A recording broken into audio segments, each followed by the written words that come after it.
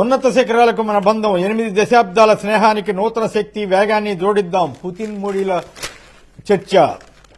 IndiGo తెచ్చిన సంక్షోభం, గుత్తాధిపత్యాన్ని అడ్డం పెట్టుకుని వ్యవహారం, నిబంధనలను పాటించడం ఇష్టం లేక రద్దుల పర్వం. చాలా అమానుషంగా ఇండిగో ప్రయాణికులు నానా పాట్లు పడ్డ వైనం పైన అన్ని పత్రికల్లోనూ ప్రధానంగా కథనం వచ్చింది. రాష్ట్రంలో నిరుద్యోగుల పరిస్థితి ఏమిటి?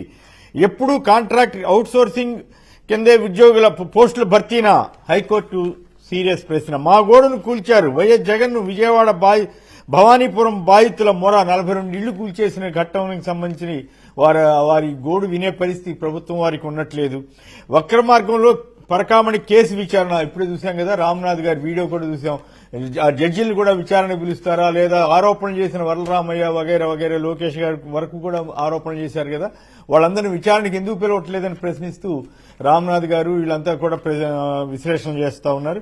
Start, action, cut. Cinema shooting తలపించే విధంగా mega PTM parents teachers mega సమావేశాలు. క్లాస్ రూమ్ సెట్టింగ్ లో పక్కా స్కిట్ తో సీఎం చంద్రబాబు, మంత్రి లోకేష్ షో. క్రెడిట్ జోరీ, బాబుబాటలో పవన్.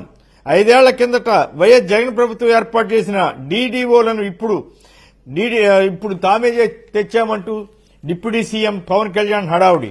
పోలవరం ప్రాజెక్టును నాశనం చేసిన చంద్రబాబు అంటూ అంబటి రాంబాబు ఫైర్.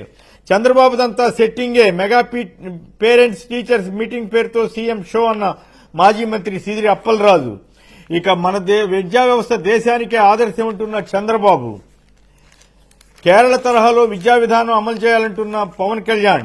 ఇంగ్లీష్ మాధ్యమే అక్కర్లేదని కూడా సలహా చెప్పారట ఆయన చిలకలూరిపేటలో ఇక్కడ మాట్లాడుతూ. ఈనాడు వాళ్ళు రాసిందే ఇదంతా, ఈ పాయింట్. ఇక స్క్రబ్ టైఫస్ కేసులతో కలవరం. విజయవాడ ప్రభుత్వ ఆసుపత్రికి 2 పాజిటివ్.